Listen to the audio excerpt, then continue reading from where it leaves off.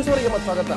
ಮಹಾತ್ಮ ಗಾಂಧೀಜಿ ಹೇಳ್ತಾ ಇದ್ರು, ಒಬ್ಬ ಈ ದೇಶದ ಹೆಣ್ಣುಮಗಳು ಮಧ್ಯರಾತ್ರಿ ನಿಶ್ಚಿಂತೆಯಿಂದ ಓಡಾಡಿದರೆ ಮಾತ್ರ ಆವಾಗ ನಮಗೆ ಒಂದು ಸ್ವಾತಂತ್ರ್ಯ ಬಂದಿದೆ ಅನ್ನುವಂಥದ್ದು ನಂಬಿಕೆ ಆಗುತ್ತೆ. ಬಹುತೇಕ ನಾವು ಸ್ವಾತಂತ್ರ್ಯ ಸಿಕ್ಕಿದೆ ಅನ್ನುವಂಥ ಭ್ರಮೆಯಲ್ಲಿ ಬದುಕ್ತಾ ಇದ್ದೇವೆ. ರಾತ್ರಿ ಬೇಡಮ್ಮ ಹಗಲು ಕೂಡ ಹೋಗಬೇಡ ಅನ್ನುವಂಥ ಸ್ಥಿತಿಯಲ್ಲಿ ಇವತ್ತು ನಾವು ದೇಶದಲ್ಲಿ ಬದುಕ್ತಾ ಇದ್ದೀವಿ. ಆ ವಿಚಾರವನ್ನು ಕೂಡ ನಾಡಿಸು ತಮ್ಮ ಭಾಷಣ ಪ್ರಸ್ತಾಪ ಮಾಡಿದೆ. ಅಷ್ಟೇ ಅಲ್ಲ, ದಿನನಿತ್ಯ ನಡೆಯುವಂಥ ಸಾಲು ಸಾಲು ಅತ್ಯಾಚಾರ ಪ್ರಕರಣಗಳಿರ್ಬೋದು, ಮಹಿಳೆಯರ ಮೇಲೆ ಶೋಷಣೆ ಅಂತ ವಿಚಾರಗಳಲ್ಲಿ ನಮ್ಮ ಮಠಾಧೀಶರು ಜಗದ್ಗುರುಗಳು ಬಹಳ ಮೌನ ವಹಿಸ್ತಾರೆ.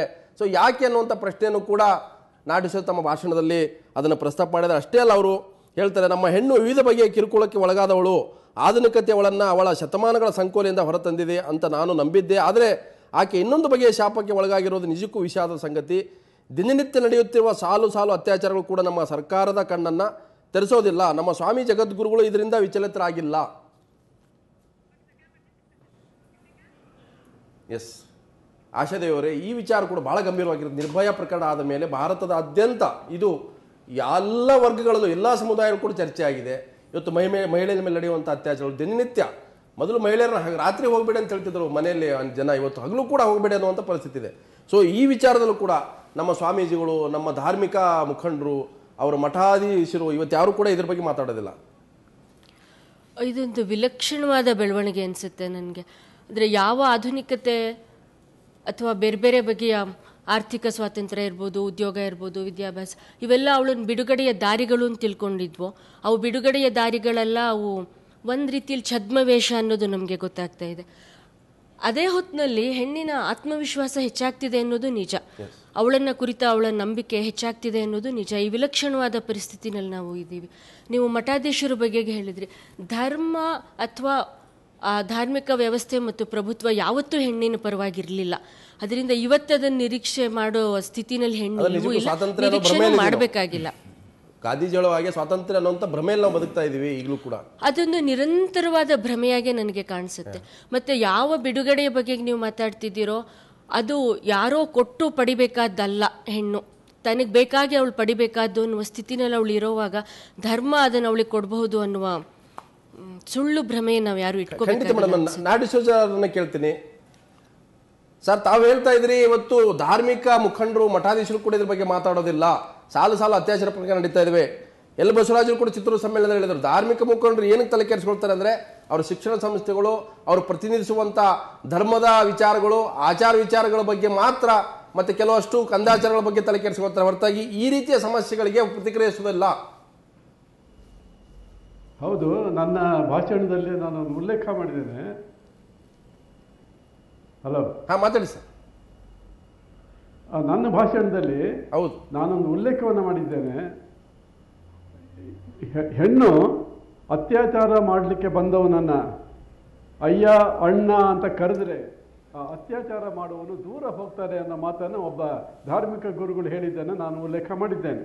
ಅಲ್ಲ, ಫಂಡಮೆಂಟಲ್ ಎಷ್ಟು ಸರಿ ಆ ಮನುಷ್ಯ ಹಾಗೆ ದೂರ ಹೋಗ್ತಾನೆಯೇ? ಒಬ್ಬ ದುಷ್ಟನನ್ನು ಅಷ್ಟು ಸುಲಭವಾಗಿ ಒಲಿಸ್ಕೋಬಹುದೇ? ಇದರ ಬಗ್ಗೆ ನಮ್ಮ ಧಾರ್ಮಿಕ ನಾಯಕರು ಯೋಚನೆ ಮಾಡಬೇಕು ಅನ್ಸುತ್ತೆ ನನಗೆ. ಅಲ್ಲ, ಅನೇಕ ವರ್ಣನೆ ಕೂಡ ಇದೆ. ಇವತ್ತು ಬಹಳಷ್ಟು ಏನು ಶೈನೇಶ್ವರಂಬೆ ಅಂತ ಹೇಳ್ತಾರೆ, ಪೂಜ್ಯೇಶು ಮಾತೆ ಅಂತ ಹೇಳುವಂತ ಸಂಸ್ಕೃತಿಯಲ್ಲಿ ಇರ್ತಕ್ಕಂಥವ್ರು ನಾವು. ಆ ಸಂಸ್ಕೃತಿಯ ಭಾಗವಾಗಿರ್ತಕ್ಕಂಥ ಅನೇಕ ಜಾತಿ ಧರ್ಮಗಳ ಮಠಾಧೀಶರು ಈ ವಿಚಾರದಲ್ಲಿ ಯಾಕೆ ಮೌನವಾಗಿರ್ತಾರೆ ಅಂತ ಅದು ನನಗೆ ಅರ್ಥ ಆಗೋದಿಲ್ಲ. ಈಗ ಮಠಾಧೀಶರು ಮನಸ್ಸು ಮಾಡಿದ್ರೆ, ಇಲ್ಲ ಇಡೀ ಸಮಾಜವನ್ನು ತಮ್ಮ ಕೈಯಲ್ಲಿ ಹಿಡ್ಕೊಂಡು ಸಮಾಜಕ್ಕೆ ಒಂದು ಸಂದೇಶವನ್ನು ಕೊಟ್ಟರೆ ಇಂಥವೆಲ್ಲ ಸ್ವಲ್ಪ ಕಡಿಮೆ ಆಗ್ಬೋದೇನೋ ಅಂತ ನನಗನ್ಸುತ್ತೆ. ಆದ್ರೆ ಅವರು ಇದ್ರ ಬಗ್ಗೆ ಮಾತಾಡೋದಿಲ್ವಲ್ಲ. ಅವರು ಸರ್ಕಾರಕ್ಕೆ ಸಲಹೆಗಳು ಕೊಡ್ತಾರೆ. ನನಗೆ ಅಲ್ಲಲ್ಲ, ನಾಡಿಸೋದು ಸರ್ಕಾರಕ್ಕೆ ಸಲಹೆಗಳು ಕೊಡ್ತಾರೆ, ಸರ್ಕಾರಕ್ಕೆ ಮಾರ್ಗದರ್ಶನ ಮಾಡ್ತಾರೆ, ಅನೇಕ ಕಾನೂನುಗಳನ್ನು ರೂಪಿಸಬೇಡಿ ಅಂತ ಹೇಳ್ತಾರೆ, ಕಾನೂನು ತನ್ನಿ ಅಂತ ಹೇಳ್ತಾರೆ, ಇಲ್ಲದೆ ಹೋದ್ರೆ ನಿಮ್ ಸರ್ಕಾರ ಉಳಿಯೋದಿಲ್ಲ ಅಂತ ಹೇಳ್ತಾರೆ, ಆ ಸಮಾಜ ನಿಮ್ಗೆ ಓಟ್ ಹಾಕಲ್ಲ ಅಂತ ಹೇಳ್ತಾರೆ. ಈಗ ನನ್ನ ಭಾಷಣದಲ್ಲಿ ನಾನು ಕೆಲವು ಪ್ರಶ್ನೆಗಳನ್ನು ಜನರ ಮುಂದೆ ಇಟ್ಟಿದ್ದೀನಿ. ಯಾಕೆ ಅತ್ಯಾಚಾರಗಳಾಗ್ತಾ ಇವೆ? ಅದು ಸಮಾಜದ ದೌರ್ಬಲ್ಯವೇ, ಆಧುನಿಕ ಮೀಡಿಯಾಗಳ ದೌರ್ಬಲ್ಯವೇ, ಚಲನಚಿತ್ರಗಳ ಪ್ರೇರಣೆಯೇ, ಇಲ್ಲ ಹಿರಿಯರು ತಮ್ಮ ಮಕ್ಕಳನ್ನು ಸರಿಯಾದ ರೀತಿಯಲ್ಲಿ ಸಾಕ್ತಾ ಇಲ್ವೇ? ಈ ಎಲ್ಲ ಪ್ರಶ್ನೆಗಳಿಗೂ ನಮ್ಮ ಸಮಾಜ ಉತ್ತರವನ್ನು ಕಂಡುಕೋಬೇಕು. ಎಸ್, ಬಿ ಎಲ್ ಶಂಕರ್ ಅವರೇ, ಆವಾಗ ಮಾತ್ರ ಖಂಡಿತ ನಮ್ಮ ಹೆಣ್ಣಿಗೆ ಎಸ್ ನಾಡಿಸೋದು ಎತ್ತಿರ್ತಕ್ಕಂಥದ್ದು ಬಹಳ ಪ್ರಮುಖವಾಗಿ ಒಂದು ಹೆಣ್ಣು ಮೇಲೆ ರೇಪ್ ಆಗುವಾಗ ಹೆಣ್ಣು ಹೇಳ್ಬೇಕಂತೆ ನೀನು ಅಣ್ಣನೇ ನಂತರ ಬಿಟ್ಟು ಹೋಗ್ತಾನೆ ಅನ್ನುವಂಥದ್ದು. ಸೊ ಒಬ್ಬ ಹಿಂದೂ ಸಂಘಟನೆ ಸೇರಿದಂಥ ಒಬ್ಬ ಮುಖಂಡ ಹೇಳ್ತಾನೆ, ಈ ರೀತಿಯ ಭಾರತೀಯ ಸಂಸ್ಕೃತಿಯಲ್ಲಿ ಬದುಕುವಾಗ ನಾವು ಯಾವ ರೀತಿಯಾದಂಥ ಒಂದು ಸ್ವಾತಂತ್ರ್ಯ, ಹೆಣ್ಣಿನ ಸ್ವಾತಂತ್ರ್ಯ ನಿರೀಕ್ಷೆ ಮಾಡೋಕ್ಕಾಗತ್ತೆ. ಬಹಳ ಗಂಭೀರವಾದಂಥ ವಿಚಾರವನ್ನ ನಾಡು ವಿಷಯದ ಪ್ರಸ್ತಾಪ ಮಾಡಿದ್ದಾರೆ. ಇದೆಲ್ಲ ವಲಯದಲ್ಲೂ ಕೂಡ ಇದು ಚರ್ಚೆ ಆಗಬೇಕು. ಕೇವಲ ಧಾರ್ಮಿಕ ಮುಖಂಡರು, ಅವ್ರು ಎತ್ತಿರ್ತಕ್ಕಂಥ ಧಾರ್ಮಿಕ ಮುಖಂಡರು ಬಾಯಿ ಮುಚ್ಚಿಕೊಂಡಿದ್ದಾರೆ ಅನ್ನೋ ಕಾರಣಕ್ಕೆ ಹೊರತಾಗಿ ಬಹುತೇಕ ಎಲ್ಲರೂ ಕೂಡ ಇದರ ರಕ್ಷಣೆಯ ಹಕ್ಕಿದೆ, ಇದರ ರಕ್ಷಣೆ ಜವಾಬ್ದಾರಿ ಇಲ್ವಾ? ಭಾಳ ದೊಡ್ಡದಾಗಿರ್ತಕ್ಕಂಥ ನಿರೀಕ್ಷೆಯನ್ನು ಮಠಾಧೀಶರಿಂದ ಇಟ್ಕೊಳ್ತಕ್ಕಂಥದ್ದೇ ಮೊದಲನೇ ತಪ್ಪಿದು. ಮಠಾಧೀಶರುಗಳು ಅಂದರೆ ಯಾರು ಕೂಡ ಈಗ ತಪಸ್ಸು ಮಾಡಿ ದೊಡ್ಡದು ಮಾಡಿ ಎಲ್ಲ ಮಾಡಿ ಬಂದಿರತಕ್ಕಂಥ ಎಲ್ಲ ದೊಡ್ಡದಾಗಿರ್ತಕ್ಕಂಥ ಸಾಧನೆ ಮಾಡಿ ಬರ್ತಕ್ಕಂಥವ್ರೇನಲ್ಲ. ಅವ್ರ ಅನುಕೂಲಕ್ಕೆ ಸರಿಯಾಗಿ ಅವರವರ ಜಾತಿ ಸಮುದಾಯಕ್ಕೆ ಸೇರಿರ್ತಕ್ಕಂಥವ್ರು ನೇಮಕ ಮಾಡ್ಕೊಳ್ತಕ್ಕಂಥದ್ದು ಬಿಟ್ಟರೆ, ಅಥವಾ ಹಿರಿಯ ಸ್ವಾಮೀಜಿ ಒಬ್ಬ ಕಿರಿಯರನ್ನು ನೇಮಕ ಮಾಡ್ತಕ್ಕಂಥ ಬಿಟ್ಟರೆ, ಋಷಿಗಳಿಗೂ ಮುನಿಗಳಿಗೂ ಮಠಾಧೀಶರುಗಳಿಗೂ ಭಾಳ ದೊಡ್ಡ ವ್ಯತ್ಯಾಸ ಇದೆ. ಇವರು ಲೌಕಿಕ ಪ್ರಪಂಚದಲ್ಲಿ ಕಾವಿ ತೊಟ್ಟಿರ್ತಕ್ಕಂಥದ್ದು ಬಿಟ್ಟರೆ ಇನ್ನೆಲ್ಲ ರೀತಿಯ ಚಟುವಟಿಕೆಗಳಲ್ಲಿ ಇವರು ತೊಡಗಿರ್ತಾರೆ. ಒಂದು ಶಿಕ್ಷಣ ಸಂಸ್ಥೆಗಳನ್ನ ನಡೆಸ್ತಾರೆ, ಮತ್ತೊಂದು ನಡೆಸ್ತಾರೆ, ಎಲ್ಲ ರೀತಿಯ ಲೌಕಿಕ ಪ್ರಪಂಚದ ಆಗುಹೋಗುಗಳಲ್ಲಿ ಭಾಗವಹಿಸ್ತಾರೆ. ಅಂತಿಮವಾಗಿ ಅವರು ಯಾವ ಸಮುದಾಯದ ಒಂದು ಮಠಾಧೀಶರಾಗಿರ್ತಾರೋ ಆ ಸಮುದಾಯದ ಹಿತರಕ್ಷಣೆ ಮಾಡ್ತಕ್ಕಂಥ ಅಷ್ಟಕ್ಕೆ ಸೀಮಿತವಾಗಿ ಅವರು ಕಾರ್ಯನಿರ್ವಹಿಸ್ತಾರೆ ಹೊರತಾಗಿ, ಹಾಗೆ ಇಡೀ ಸಮಾಜಕ್ಕೆ ಮಾರ್ಗದರ್ಶನ ಮಾಡ್ತಕ್ಕಂಥ ನೈತಿಕವಾಗಿರ್ತಕ್ಕಂಥ ಶಕ್ತಿಯನ್ನು ಪಡೆದಿದ್ದಾರೆ ಅಂತಕ್ಕಂಥ ನಿರೀಕ್ಷೆ ಇವರಿಂದ ಮಾಡ್ತಕ್ಕಂಥದ್ದೇ ದೊಡ್ಡದಾಗಿರ್ತಕ್ಕಂಥ ತಪ್ಪೀಗ. ಹಾಗಾಗಿ ನಾವು ಹಿಂದೆ ಶಂಕರಾಚಾರ್ಯರಿಂದಾಗಲಿ ಮಧ್ವ ಅಥವಾ ಇನ್ನೊಬ್ಬರ ದೊಡ್ಡ ದೊಡ್ಡ ಆಚಾರ್ಯಗಳು ಒಂದು ಯಾವುದೇ ಒಂದು ಸಿದ್ಧಾಂತವನ್ನು ಪ್ರಪಂಚಕ್ಕೆ ಕೊಟ್ಟಂಥವರಿಂದ, ಅಥವಾ ಬುದ್ಧ, ಬಸವ, ಯೇಸು ಈ ಥರದ ಪೈಗಂಬರ್ ಇವರಿಂದ ನಿರೀಕ್ಷೆ ಮಾಡ್ತಕ್ಕಂಥದ್ದನ್ನ ಇವರಿಂದ ನಿರೀಕ್ಷೆ ಮಾಡ್ತದೆ ನಮ್ಮ ದೊಡ್ಡ ತಪ್ಪು. ಹಾಗಾಗಿ ಅವರು ಈ ರೀತಿಯ ಹೇಳಿಕೆಗಳನ್ನ ಕೊಡ್ತಕ್ಕಂಥದ್ದು, ಈ ರೀತಿ ಹೇಳಿಕೆ ಕೊಡಲಿಕ್ಕೆ ಸಾಧ್ಯನೇ ಆಗೋದಿಲ್ಲ. ಮೂಲಭೂತವಾಗಿ ಇವೆಲ್ಲವೂ ಕೂಡ ನಮ್ಮ ದೇಶದಲ್ಲಿ ನಮ್ಮ ಪರಂಪರೆ ಇತಿಹಾಸವನ್ನು ನೋಡಿದಂಥ ಸಂದರ್ಭದಲ್ಲಿ ಧಾರ್ಮಿಕ ಕ್ಷೇತ್ರದಿಂದಲೇ ದೊಡ್ಡದಾಗಿರ್ತಕ್ಕಂಥ ಒಂದು ತಾರತಮ್ಯ ನಡೆದಿರ್ತಕ್ಕಂಥದ್ದು. ಹೆಣ್ಣನ್ನು ವಿದ್ಯಾಭ್ಯಾಸ ಮಾಡಲಿಕ್ಕೆ ಬಿಡದೇ ಇರತಕ್ಕಂಥದ್ದು, ಅವರಿಗೆ ಸಮಾನ ಅವಕಾಶ ಕೊಡದೇ ಇರತಕ್ಕಂಥದ್ದು, ಅಕ್ಷರ ಜ್ಞಾನದಿಂದ ಅವ್ರನ್ನ ದೂರ ಇಟ್ಟಿರ್ತಕ್ಕಂಥದ್ದು ಎಲ್ಲವೂ ಕೂಡ ನಮ್ಮ ಮತ, ಧರ್ಮ, ಅದರ ರೀತಿ ರಿವಾಜುಗಳ ಹೆಸರಲ್ಲೇ ನಡೆದಿರ್ತಕ್ಕಂಥದ್ದು.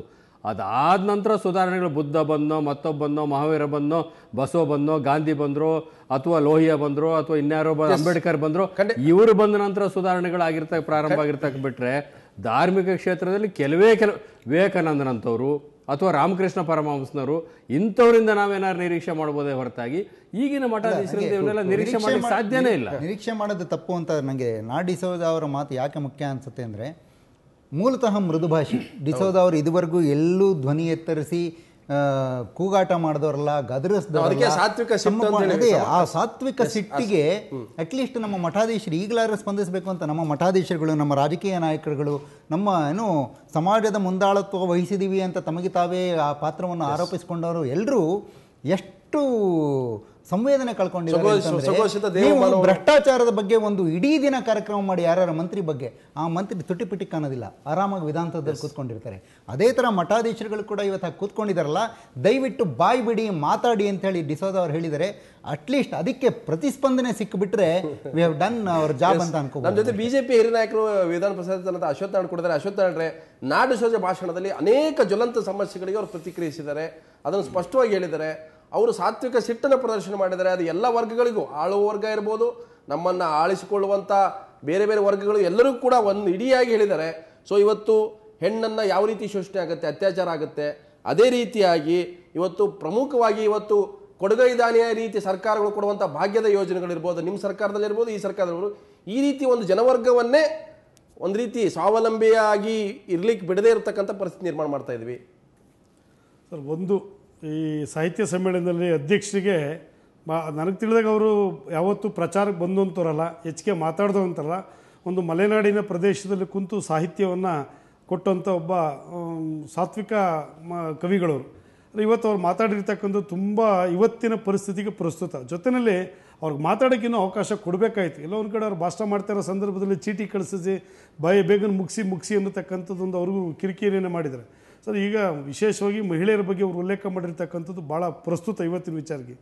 ಇಲ್ಲಿ ಒಂದು ಶೋಷಣೆ, ಮತ್ತೊಂದು ದೌರ್ಜನ್ಯ. ಮಹಿಳೆಯರ ಮೇಲೆ ನಡೆಯುವಂಥದ್ದು ಒಂದು ಶೋಷಣೆ, ಜೊತೆಗೆ ದೌರ್ಜನ್ಯ. ಒಂದು ಮುಂದುವರೆದಂಥ ಕ್ಷೇತ್ರದಲ್ಲಿ ಯಾರಿಗೂ ಗೊತ್ತಿಲ್ಲದ ರೀತಿ ಶೋಷಣೆ ನಡೀತದೆ. ಇನ್ನೊಂದು ಬೇರೆ ಅದು ಕಣ್ಣು ಕಾಣದಿರೋ ಜಗತ್ತಿನಲ್ಲಿ ದೌರ್ಜನ್ಯ, ಅತ್ಯಾಚಾರದಿಂದ ಹಿಡ್ಕೊಂಡು ಎಲ್ಲವೂ ಅದು ದೌರ್ಜನ್ಯ. ಇನ್ನೊಂದು ಅವ್ರು ಮಾಡೋವಂಥ ಕೆಲಸದಲ್ಲಿ ಮನೆಯಿಂದ, ಕುಟುಂಬದಿಂದ ಹಿಡ್ಕೊಂಡು ಪ್ರತಿಯೊಂದು ಇದರಲ್ಲೂ ಸಹ ನಮಗೆ ಕಂಡು ಬರ್ತದೆ. ಅಶ್ವದೇವರೇ, ನಗರ ಪ್ರದೇಶದ ದೌರ್ಜನ್ಯಗಳು, ನಗರ ಪ್ರದೇಶ ಅತ್ಯಾಚಾರ ಪ್ರಕರಣಗಳು ನಮ್ಮ ಅತಿ ಹೆಚ್ಚು ಗ್ರಾಮೀಣ ಭಾಗದಲ್ಲಿ ಇರ್ತಕ್ಕಂಥದ್ದು ಹೊರಗೆ ಬರ್ತಾನೆ ಇಲ್ಲ, ಮಾಧ್ಯಮದಲ್ಲೂ ಕೂಡ ಹೊರಗೆ ಬರ್ತಾನೆ ಇಲ್ಲ. ಅದೇನೋ ಹೇಳೋದು, ಒಂದು ಕಡೆ ದೌರ್ಜನ್ಯ, ಇನ್ನೊಂದು ಕಡೆ ಶೋಷಣೆ ಕುಟುಂಬದಿಂದ ಪ್ರಾರಂಭ ಆಗ್ತದೆ. ಆದರೆ ದೌರ್ಜನ್ಯ ಸಾರ್ವಜನಿಕ ಕ್ಷೇತ್ರದಲ್ಲಿ ಅವ್ರು ಮಾಡುವಂಥ ಕೆಲಸದಲ್ಲಾಗ್ಬೋದು, ಕೈಗಾರಿಕೆಗಳಲ್ಲಾಗ್ಬೋದು, ಅವರು ಬಟ್ ಕೋಚನ್ ಬಸಪ್ಪ ಬಿಜಾಪುರ ಸಮ್ಮೇಳನದಲ್ಲಿ ಯಾರು ಅತ್ಯಾಚಾರ ಮಾಡ್ತಾರೋ ಅವ್ರ ಮೇಲೆ ಕಠಿಣ ಶಿಕ್ಷೆ ಆಗಲೇಬೇಕು, ಕಣ್ಣಿಗೆ ಕಣ್ಣು ಅನ್ನೋ ರೀತಿ ಒಂದು ಕಾಯ್ದೆ ಬರಲೇಬೇಕು ಅನ್ನುವಂಥ ಮಾತನ್ನು ಡಿಸೋಜ ಅವರು ಹೇಳಿದ್ದು ಬಹಳ ಮುಖ್ಯವಾದ ವಿಚಾರ ಅನ್ಸುತ್ತೆ. ಒಂದು ಕಾನೂನಿನ ಮೂಲಕ ಕೋಚನ ಬಸಪ್ಪ ಅವ್ರು ಹೇಳ್ದಂಗೆ ಕೈ ಕಡ್ದೋ ಕಾಲು ಕಡ್ದೋ ಮಾಡೋದು. ಇನ್ನೊಂದು ಧರ್ಮಗುರುಗಳು ಇದ್ರ ನೇತೃತ್ವ ವಹಿಸಬೇಕೋ ಬೇಡವಾ? ಖಂಡಿತ ವಹಿಸ್ಬೇಕು sir. Why don't you leaders urge them, ಬನ್ನಿ ಸ್ವಾಮಿ ಬೀದಿಗಳಿರಿ ಅಂತ ಹೇಳಿ ಯಾವ್ಯಾವುದೋ ವಿಷಯಕ್ಕೆ ಬೀದಿಗೆ ಬರ್ತಾರೋ ಅವರು ಬರೋದಿಲ್ಲ. ವಹಿಸಬಾರ್ದು, ಪ್ರತಿಯೊಬ್ಬರು ಇದ್ರ ಬಗ್ಗೆ ಧ್ವನಿ ಎತ್ತಲೇಬೇಕು. ಧರ್ಮದ ವ್ಯಾಖ್ಯಾನವನ್ನ ನಾವು ಸಂಕುಚಿತಗೊಳಿಸ್ತಾ ಇದ್ದೇವೆ. ಇಲ್ಲಿರ್ತಕ್ಕಂಥವರೆಲ್ಲ ಅವರ ಜಾತಿಗಳಿಗೆ ಗುರುಗಳೇ ಯಾರು ಇಲ್ಲ. ಅವರ ಕರ್ತವ್ಯ ಸಮಾಜವನ್ನು ನಾವು ಅಂದ್ಕೊಂಡಿದ್ರೆ ಆಮೇಲೆ ಅವರವರ ಜಾತಿಯವರು ತಪ್ಪು ಮಾಡಿದಂತ ಸಂದರ್ಭದಲ್ಲಿ ಖಂಡಿಸುವಷ್ಟು ಧೈರ್ಯ ಇದೆಯಾ ಸ್ವಾಮೀಜಿಗಳಿಗೆ? ಖಂಡಿತವಾಗಿಲ್ಲ. ಕಾಲೇಗೌಡರು ಕೇಳ್ತೀವಿ. ಕಾಲೇಗೌಡರು ಇವತ್ತು ನಮ್ಮ ಧಾರ್ಮಿಕ ಮುಖಂಡರುಗಳು ಅಥವಾ ಮಠಾಧೀಶರುಗಳು ಒಂದು ಪರ್ಯಾಯ ರಾಜಕೀಯ ಶಕ್ತಿಯಾಗಿ ಬೆಳೀತಾ ಇರುವಾಗ ಇಂಥ ಜ್ವಲಂತ ಸಮಸ್ಯೆಗಳು ನಿರೀಕ್ಷೆ ಮಾಡೋ ಸರಿನಾ ಅಂತ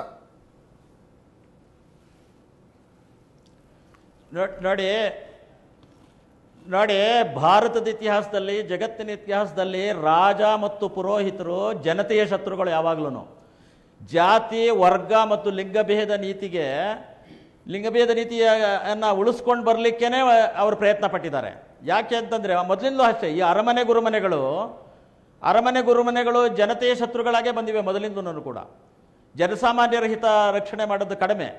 ಹಾಗಾಗಿ ಮಹಿಳೆಯ ರಕ್ಷಣೆ ಸಂಬಂಧದಲ್ಲೂ ಕೂಡ ನೋಡಿ, ಈಗ ಬುದ್ಧ ಅರಮನೆಯಿಂದ ಬಂದ, ಅದು ಅಪರೂಪದ ಒಂದು ಪ್ರಸಂಗ.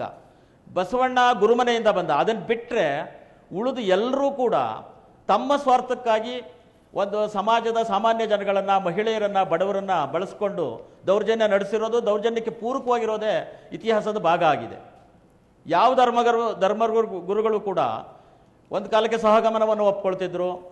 ಸ್ತ್ರೀ ಸ್ವಾತಂತ್ರ್ಯದ ಪರವಾದ ಒಂದು ಚಟುವಟಿಕೆಗಳೇ ಇಲ್ಲ. ನಾನು ಮಾತಾಡ್ತೀನಿ ನಟರಾಜ್ ಅವರೇ, ಬಹಳ ಬಹುಮುಖ್ಯವಾಗಿರೋದು ಧರ್ಮಗಳೇ ಹೆಚ್ಚು ಕಮ್ಮಿ ಸ್ತ್ರೀಯನ್ನು ಬಹಳ ಕಡೆಗಣಿಸ್ತಾ ಬಂದಿರತಕ್ಕಂಥದ್ದು. ಧರ್ಮಗಳೇ ಹೆಣ್ಣಿನ ಶೋಷಣೆಯ ಮೂಲ ಸ್ತಂಭಗಳು ಅನ್ನೋ ಮಾತು ಕೂಡ ಇದೆ. ಅಲ್ಲ, ಅದರಲ್ಲಿ ವೈದಿಕ ಧರ್ಮಗಳ ಒಂದು ಕ್ರಮ ಇದೆ, ಇನ್ನೊಂದು ಶೂದ್ರ ಧರ್ಮಗಳು ಬೇರೆ ರೀತಿ ಇದೆ. ಶೂದ್ರ ಧರ್ಮಗಳ ಸನ್ನಿವೇಶದಲ್ಲಿ, ಈಗ ಶೂದ್ರ ಮಹಾಕಾವ್ಯಗಳ ಸನ್ನಿವೇಶದಲ್ಲಿ ಈ ಪ್ರಶ್ನೆ ಬೇರೆ ರೀತಿ ಇದೆ. ಆದರೆ ಇವತ್ತು ರಾಂಗ್ ಟೈಮಲ್ಲಿ ಪ್ರಶ್ನೆ ಇದೆ. ಯಾಕೆಂದರೆ ಯಾವಾಗ ಮಠಾಧೀಶರಲ್ಲಿ ಒಂದು ಭಾಗ ಯಡಿಯೂರಪ್ಪನವರ ಸರ್ಕಾರಕ್ಕೆ ಬೆಂಬಲವಾಗಿ ನಿಲ್ತೋ ಅವತ್ತು ಅವರು ತಮ್ಮ ದನಿಯನ್ನಾಗಲಿ ಸಮಾಜದ ಮೇಲೆ ಪ್ರಭಾವ ಬೀರುವ ಶಕ್ತಿಯನ್ನಾಗಲಿ ಕಳ್ಕೊಂಡಿದ್ದಾರೆ. ಆದ್ದರಿಂದ ನಮ್ಮ ಗುರುಗಳಾದ ಡಾಕ್ಟರ್ ಡಿ ಆರ್ ನಾಗರಾಜ್ ಅವರೊಂದು ಮಾತು ಹೇಳ್ತಾ ಇದ್ರು, ಗುರು, ವೈದ್ಯ ಮತ್ತು ಧರ್ಮಗುರು ಕೆಟ್ಟ ಸಮಾಜಕ್ಕೆ ಭವಿಷ್ಯ ಇಲ್ಲ ಅಂತ. ಸೊ ಈ ಮೂರು ವರ್ಗಗಳಲ್ಲಿ ಭಾಳ ಒಂದು ಪತನ ಉಂಟಾಗಿರೋದ್ರಿಂದ ನೀವು ಆ ಧರ್ಮಗುರುಗಳು ಇದನ್ನು ಮಾಡ್ತಾರೆ ಅಂತ ನಿರೀಕ್ಷಿಸೋದೇ ನನಗೆ ಭಾಳ ತಪ್ಪು ಅಂತ ನಾನು ಖಂಡಿತ. ಅನಂತರ ಒಂದು ಕೋಚನ್ ಬಸಪ್ಪ ಅವರು ಬಿಜಾಪುರ ಸಮ್ಮೇಳನದಲ್ಲಿ ಸಾಹಿತಿಗಳು, ಲೇಖಕರ ಬಗ್ಗೆ ಕೂಡ ಒಂದು ಮಾತನ್ನು ಹೇಳಿದರು. ಅವ್ರು ಹೇಳ್ತಾರೆ, ನೀವು ಸಾಹಿತ್ಯ ಸದನವೆಂಬ ಕಾರ್ಖಾನೆಯಲ್ಲಿ ಸುಖ, ಶಾಂತಿ, ನೆಮ್ಮದಿ, ಪ್ರೀತಿ, ಸಕಲ ಜೀವಾತ್ಮರಿಗೆ ಲೇಸನ್ನೇ ಸಿಗುವ ಸಂಜೀವಿನಿ ಔಷಧ ಕೊಡುವ ಸದ್ವೈದ್ಯರಾಗಿ, ಧನ್ವಂತರಿಗಳಾಗಿ, ಲೋಕ ಕಲ್ಯಾಣಕೃತರಾಗಿ ಅದನ್ನು ಮರೆತು ಕೈಬಿಟ್ಟು ದ್ವೇಷ, ಪರಮತ ದೂಷಣೆಯ ಯುದ್ಧಾಸ್ತ್ರಗಳ, ಸುಳ್ಳಿನ ಆಯುಧಗಳನ್ನು ತಯಾರಿಸುವ ಉಳುವವರ ಊಳಿಗದ ಆವಳಗಳಾಗಬೇಡಿ. ಈ ರೀತಿಯ ವೈರುಧ್ಯ ಕೂಡ ನಮ್ಮಲ್ಲಿದೆ. ಇವತ್ತು ಸಾಹಿತ್ಯ ವಲಯದಲ್ಲೂ ಕೂಡ ಅನೇಕ ವಿಚಾರಗಳನ್ನು ಅನೇಕ ತಮ್ಮ ಮುಗಿನ ದೃಷ್ಟಿಯಲ್ಲಿ ನೋಡುವಂಥದ್ದು ಕೂಡ ಬೆಳೆದಿದೆ. ಎಕ್ಸಾಕ್ಟ್ಲಿ. ಸಾಹಿತ್ಯ ಅನ್ನೋದು ಸಮಾಜದ ಪ್ರತಿಫಲನ ಆಗಬೇಕು ಅಂತ ನಾವು ಅಂದ್ಕೊಳ್ತೀವಿ. ಅನುಭವದಿಂದ ಬರಬೇಕು ಅಂತ, ನನ್ನ ವ್ಯಕ್ತಿಗತ ಅನುಭವದಿಂದ ನನ್ನ ಸಾಹಿತ್ಯ ಬೆಳೀತಾ ಹೋಗಬೇಕು. ಇವತ್ತು ಸಾಹಿತ್ಯ ಸಿದ್ಧಾಂತಗಳಲ್ಲಿ ಸಿಗಾಕೊಂಡ್ಬಿಟ್ಟಿದೆ. Again leftist rightist ಅಂತೇಳಿ ನೀವು ಸಾಹಿತ್ಯವನ್ನು ನೋಡೋದೇ ಇಲ್ಲ. ಇವತ್ತು ಸಾಹಿತಿನ ನೋಡ್ತೀವಿ ನಾವು. ಭೈರಪ್ಪನವರು ಯಾವ ಪಂಗಡಕ್ಕೆ ಸೇರಿದವರು, ಅನಂತಮೂರ್ತಿ ಯಾವ ಪಂಗಡಕ್ಕೆ ಸೇರಿದವರು ಅಂತ ನೋಡ್ತಾ ಹೋಗೋದ್ರಿಂದ ಅವರವರು ಬರೆದಿದ್ದು ಆಯಾ ಪಂಗಡವನ್ನು ಇಷ್ಟಪಡೋರಿಗೆ ಮಾತ್ರ ಅಪ್ಯಾಯಮಾನ ಆಗ್ತದೆ. ಹಾಗಾಗಿ ಒಟ್ಟಾರೆ ಸಾಹಿತ್ಯ ಪ್ರಭಾವ ನಮ್ಮ ಮೇಲೆ ಆಗ್ತಿದೆಯಾ ಅಂತಂದರೆ ನಿಜವಾಗ್ಲೂ ಆಗ್ತಿಲ್ಲ. ಕೋಚನ್ ಬಸಪ್ಪ ಅವರು ಹೇಳಿರೋದು ಒಂದು ರೀತಿಯಲ್ಲಿ ಸರಿ. ಹೇಗೆ ಅಂತಂದರೆ ಸಾಹಿತ್ಯದ ಸಮಗ್ರತೆ ಏನಿದೆ ನಮ್ಮನ್ನು ತಟ್ಟಬೇಕಪ್ಪ. ಈಗ ಒಂದು ನಿರ್ಭಯ ಪ್ರಕರಣ ಆದಾಗ ಎಲ್ಲ ಸಾಹಿತ್ಯಗಳು ಒಂದೇ ಥರ ಅದಕ್ಕೆ ಪ್ರತಿಸ್ಪಂದಿಸ್ತಾರಾ? ಇಲ್ಲ.